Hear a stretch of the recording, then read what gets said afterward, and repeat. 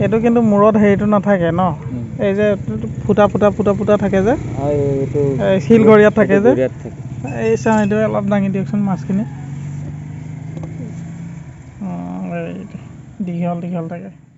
জীয়া ভৰলি আমাৰ যিখন নদী সেই নদীখনত এই নেপুৰা মাছটো যথেষ্ট পৰিমাণে পোৱা যায় আৰু খৰস্ৰোতা নদীবিলাকত বেছিকৈ থাকে অসমৰ আৰু আন কোন কোন নদীত পোৱা যায় আপোনালোকে কমেণ্ট কৰি জনাবচোন এই মাছটো কিন্তু দেখিবলৈ অকণমান আপোনালোকে মন কৰে যদি গম পাব যে দেখিবলৈ অকণমান মিৰিকা মাছৰ নিচিনাও লাগে আৰু ভাঙন মাছৰ নিচিনাও লাগে অকণমান দেখিবলৈ কিন্তু ভাঙনো নহয় মিৰিকাও নহয় মাছটো এই মাছটোৱে হৈছে প্ৰকৃততে নেপুৰা মাছ যাৰ বৈজ্ঞানিক নাম লেবিঅ' ডেৰ' বুলি কোৱা হয় আৰু এটা কথা ইয়াৰ যিটো সোৱাদটো ভাল অত্যন্ত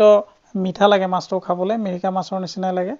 গতিকে আজি আপোনালোকক দেখুৱালোঁ যে জীয়া ভৰলি নদীত এই সময়ত এনেধৰণৰ নেপুৰা মাছ খাবলৈ পোৱা যায় বিশেষকৈ ঠাণ্ডাৰ দিনকেইটাত নেপুৰা মাছ দেখিবলৈ পোৱা যায় আৰু নেপুৰা মাছ যথেষ্ট ডাঙৰো হয় আৰু ডাঙৰ নেপুৰা মাছটোৰ সোৱাদ বেছি ভাল হয় খাবলৈ ঠাই বিশেষে হয়তো এই মাছটোক বহুজনে বেলেগ নামেৰেও জানিব পাৰে বা বেলেগ নামেৰেও এই মাছটোক ক'ব পাৰে গতিকে আপোনালোকৰ অঞ্চলত এই মাছটোক কি নামেৰে কয় আপোনালোকে আমাক জনাবচোন এই মাছটোক কি বুলি কয় আজিৰ ভিডিঅ'টো ইমানে আশা কৰোঁ ভিডিঅ'টো চাই আপোনালোকে কিছু পৰিমাণে হ'লেও উপকৃত হ'ব পাৰিছে